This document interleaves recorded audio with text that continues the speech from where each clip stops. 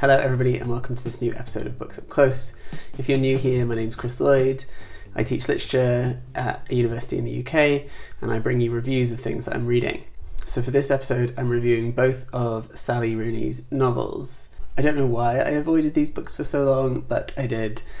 Maybe because they're super popular, and if everyone likes something, then I think I'm not going to, which is a very silly logic, I realise. But sometimes you avoid those things. But recently, a friend who I trust was like, you really should read Normal People at least, I think you'd like it. And especially given my interest more broadly in contemporary writing and something we might call kind of millennial fiction, something that's trying to articulate a sense of the now. So I read Normal People, which came out in 2018, and then I read Conversations with Friends, the first book from 2017. So Normal People is, for me, out of the two, the better book, I think. It is formally more interesting, at least, in the sense that kind of each section or chapter kind of says 6 months later, 2 months later, 5 months later. It kind of moves us forward in time in a quite interesting way. It's quite an elliptical novel in that way. There's lots of kind of gaps that we have to fill in.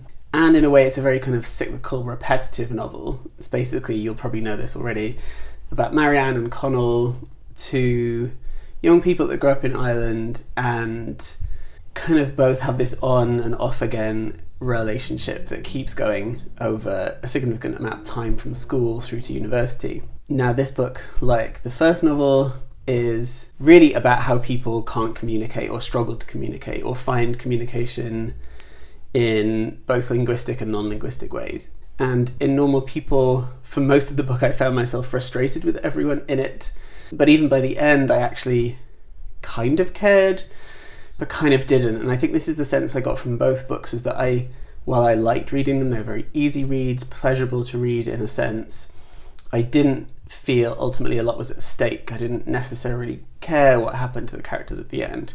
And I know this runs counter to most people's reviews of these books, but they really didn't grip me in the way I thought they might. Conversations with Friends, on the other hand, is a little bit less interesting formally. It's more kind of straightforward first-person narrative about four people, basically two young women who do spoken word poetry together, and then they meet this slightly older couple at a reading and get involved with them. The woman is a photographer and the husband is an actor. And basically the story unfolds as the narrator, Francis, starts an affair with the husband, Nick. And again, it's a whole novel about how people fail to fully communicate with one another or express what they want or express what they desire. And while that is interesting at some level as a narrative device and as a kind of structure of these two books, for me it kind of gets a bit wearing because it's a very kind of obvious point that we've seen throughout literature really about how people struggle to talk to one another, but I don't know if the two books do anything more than that. I'm not sure if there's anything that we can extrapolate beyond its own kind of surface plot. Now that might sound very harsh and I don't mean it to be. I think the books do what they do quite well. I just don't know if there's more there beneath the surface, if you like.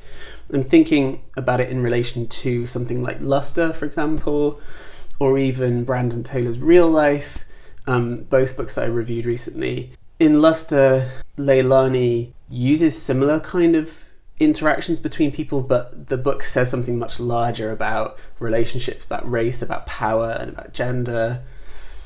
And Taylor in Real Life says something a bit broader about the ways in which kind of relationality, sociality are caught up in much larger structures. In these two books, we have acknowledgements of things like wealth and class and a broader political climate, but they feel unsubstantiated.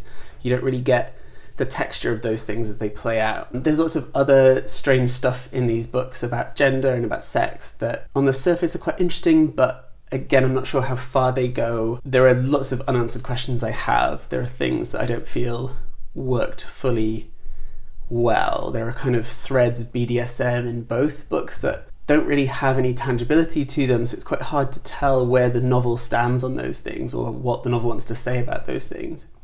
And again, maybe a novel doesn't have to say anything about them, but the narrative voice at some level does have to show us something about it, I think. The other thing I think that these books do that's quite interesting is that they kind of invert that kind of classic creative writing trope of show don't tell. I think these books do the reverse. They do lots of telling and less showing.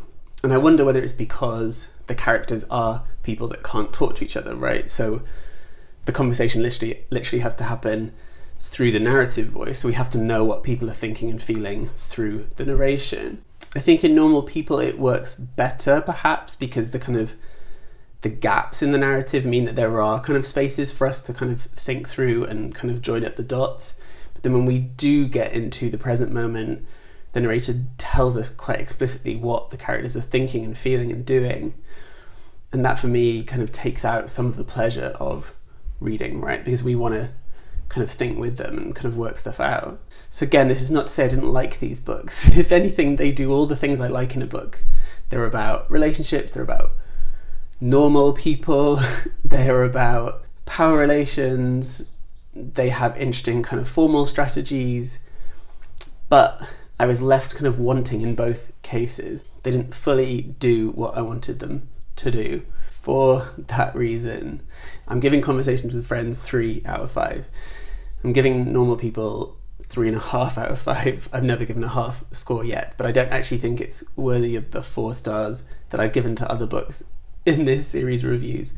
But they are worth reading, they are worth thinking about, they are worth talking about. However, I don't fully get the hype surrounding Rooney's work and her writing. If you think I'm wrong, please do comment below. Tell me your thoughts, tell me your review. Tell me if you're excited about the new Rooney book that's coming out this year, and let me know if you think I should read it. But as ever, please like this video, please do comment below any of your thoughts. Subscribe if you haven't already and ring the bell for notifications so you get these videos when they appear, and let me know what else you're reading. Until the next video, look after yourselves, take care, happy reading, see you soon.